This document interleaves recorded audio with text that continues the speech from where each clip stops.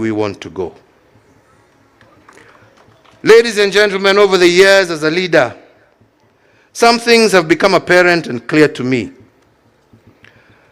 That you succeed by looking at past successes, injecting new ideas, and improving upon them. And you fail by ignoring past mistakes and therefore falling folly of repeating the same. This, while always having an open mind and a listening ear, even to those you disagree with, and especially to the voices of our younger generations. For in a world that is ever evolving as fast as it is with such insights that it is then that such insights become crucial for true transformation to occur. A balance of all this is what makes a stable and pragmatic nation, one that is filled with hope and not despair, a nation at peace with itself, and one that is able to transist with ease from one generation to the next. In the last general election, I endeavored to pass this message. Unfortunately, it fell on deaf ears and was lost in the noise of insults, character assassinations, myths and stories of dynasties and hustlers, and so on. Yeah. Today, many of the gains we had in the past have been eroded. Linda Mama and others replaced by new, untried, untested schemes.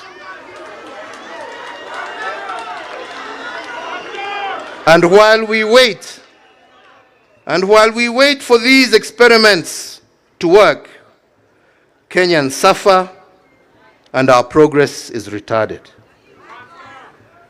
As we continue to dwell in rhetoric rather than in progress, we repeat the mistakes of the past.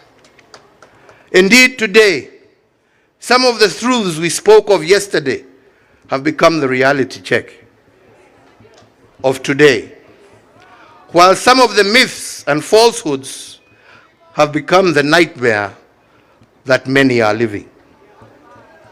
So again, why are we here today? Ladies and gentlemen, the past can inform us, but the present can shape the future. So the first thing, as our Secretary General has told us, our first mission today was to pass amendments to our party's constitution. Amendments to ensure that the machinations of the past shall never be used again to hold back our progress. Second is to seek your approval to put in place measures to rejuvenate our party and set in motion a process of injecting new blood into our party structures and hierarchy.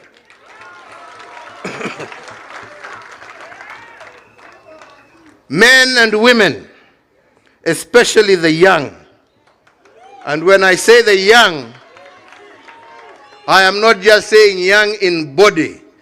We also want young in mind and spirit.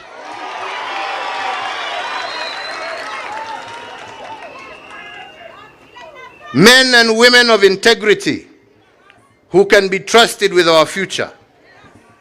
Men and women who have the courage to fight for what is right and just.